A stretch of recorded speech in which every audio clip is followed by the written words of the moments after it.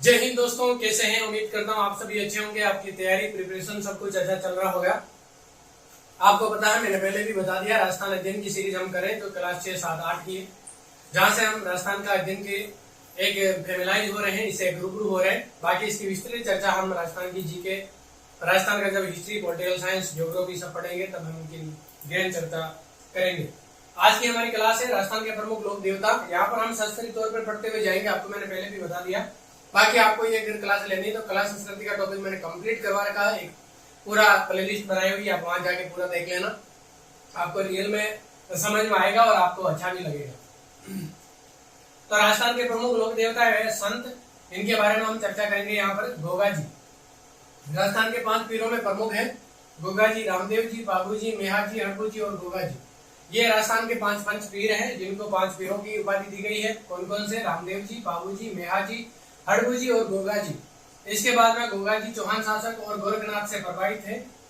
कौन? ये चौहान शासक थे, गोगा जी और गोरखनाथ जी से प्रभावित थे। भाद्रपद कृष्ण नवमी को गोगा नवमी के रूप में मनाया जाता है, जहां पर इनके मेले वगैरह आयोजित किए जाते हैं।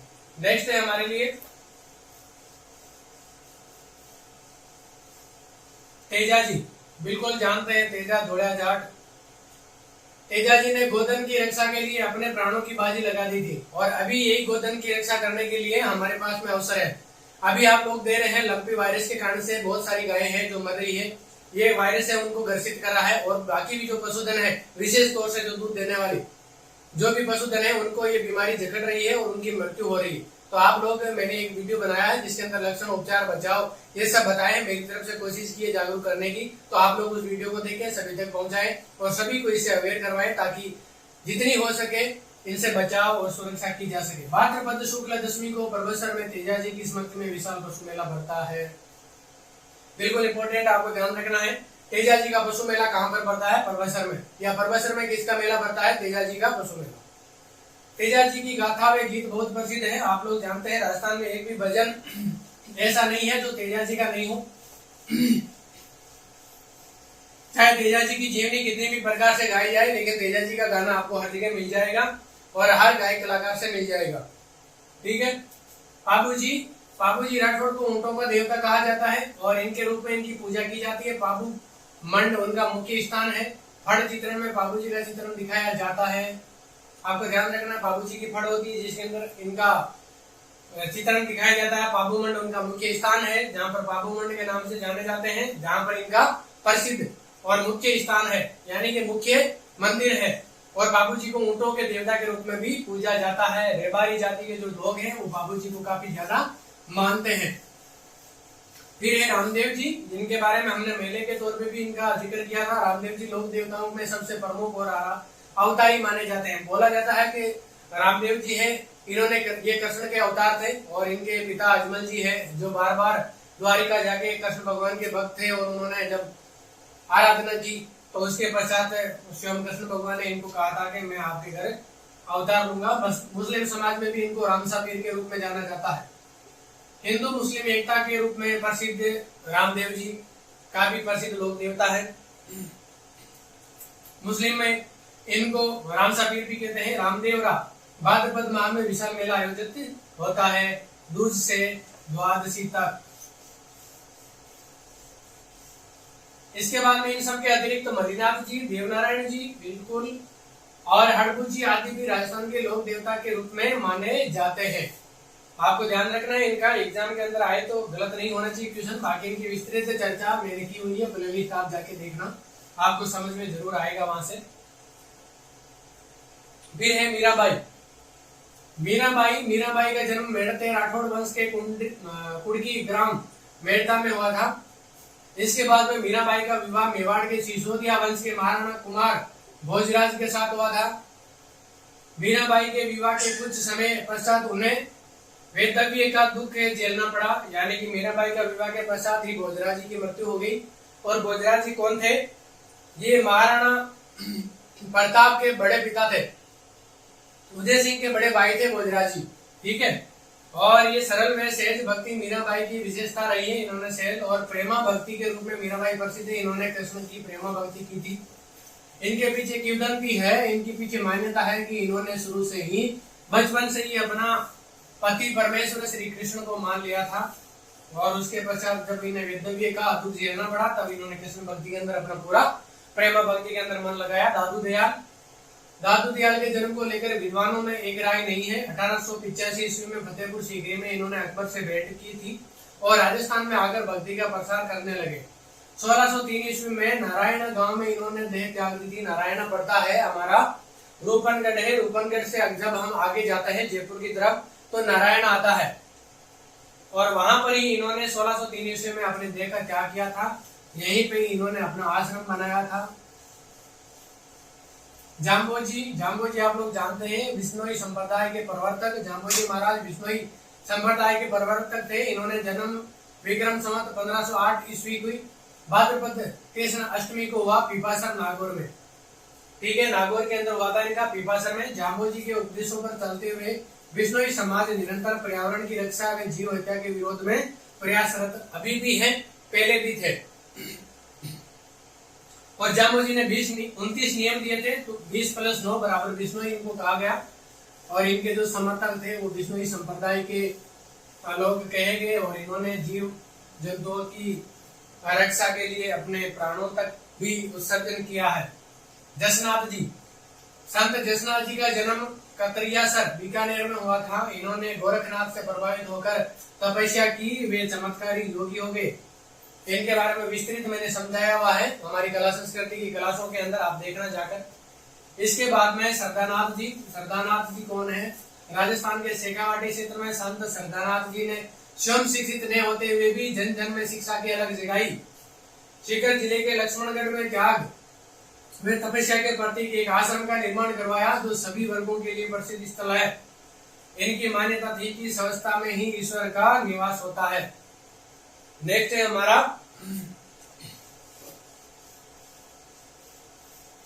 राजस्थान में हस्तकला। अब हम थोड़ा सा हस्तकला के बारे में देख लेते हैं। राजस्थान में हस्तकला जिसके अंदर है, पहला है काष्ठ कला। काष्ठ कला से आप समझते हैं लकड़ी की कला। राजस्थान काष्ठ कला एक प्रसिद्ध हस्तकला है। इस कला में लकड़ी से विविध प्रकार की कलात्मक वस्तुएं बनाई जाती है।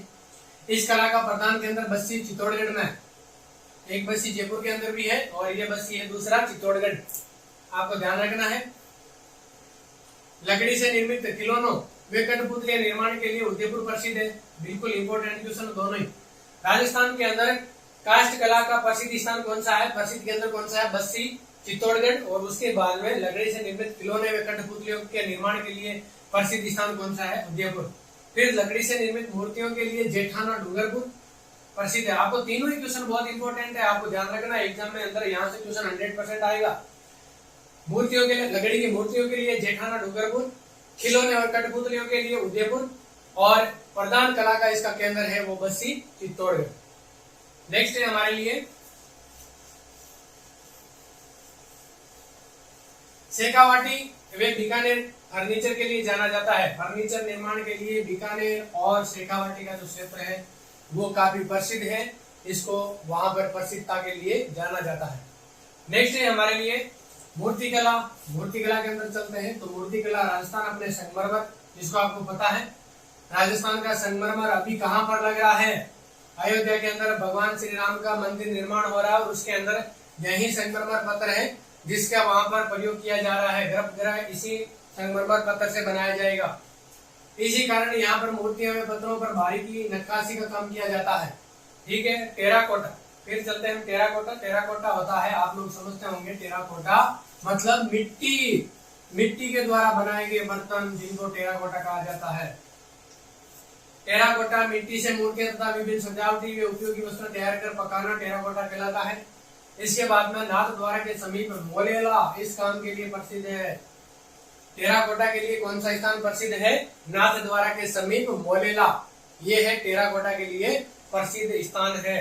यहाँ पर बहुतायत से टेराकोटा का निर्माण किया जाता है। टेराकोटा पद्धति से सजावटी वस्तुओं का निर्माण किया जाता है। ब्लू पोट्री, बिल्कुल बहुत ही अच्छी चीज है ब्लू पोट्री। चीनी मिट्टी के सफेद बर्तनों पर किए गए नीले रंग के अंकन को ब्लू पोट्री कहा जाता है। आपको पूरी ये लाइन है जो परिभाषा है जो आपको क्वेश्चन में दे दिया जाए और आंसर में ऑप्शन में अगर ब्लू पोट्री दिया तो आपका राइट आंसर होना चाहिए। इसके अलावा ब्लू पोट्री सुनहरी पोट्री भी प्रसिद्ध है। ब्लू पोट्री मतलब जो पोट्री होते हैं इनके ऊपर अगर ब्लू कलर का अगर आपका ये किया जाए, अगर रंगा जाए तो वो ब्लू पोट्री। उसके बाद में अगर ब्लैक कलर का किया जाए, राकेश इंडिकेट कर रहा है, राग को इंडिकेट कर रहा है कि ये गलत बोल दिया। लेकिन देखो ब्लू पोट्री भी है, ब्लैक पोट्री भी है और सुनहरी पोट्री भी है। ब्लैक पोट्री के अंदर ब्लैक कलर का प्रयोग किया जाता है, सुनहरी पोट्री के अंदर सुनहरे कलर का प्रयोग किया जाता है। आप लोग के लिए मतलब सुनील और राकू भी धन्यवाद के पात्र हैं, क्योंकि ये सारे जितने भी जो काम है इन दोनों का बहुत ही सहयोग रहता है मुझे आप लोगों तक ये चीजें पहुंचाने के अंदर। फिर नेक्स्ट है हमारा लाख का काम। लाख का काम आपने देखा होगा, जो पुरानी औरतें हैं और अभी नई वाली भी पहनती है, लाख का चूड़ा होता है। ये लाख का भी काम में आती है। ये चपटी चूड़ियां देखो लाख के काम में। अभी जो चौबगे नहीं हुए उनको तो नहीं पता होगा, लेकिन मैंने बताया आकातीज के बाद में हो ही जाएंगे। लाख के काम में चपड़ी को पिघलाकर उसमें चाक, मिट्टी, बिरोजा आदि मिलाकर गूंथ लिया जाता है। आटे की तरह गूंथ लिया जाता है इनमें ये मिलाकर, फिर उसी से सजावटी सामान बनाए जाते हैं। जयपुर में जोधपुर इसके लिए प्रसिद्ध स्थान है। लाख का जितना भी निर्माण होता है ये जयपुर और जोधपुर इसके लिए काफी प्रसिद्ध है। सजावटी सामान इससे निर्माण किए जाते हैं। नेक्स्ट है आभूषण। आभूषण गहने, जड़ाऊ गहनों के लिए जयपुर, जोधपुर, बीकानेर एवं उदयपुर प्रसिद्ध है।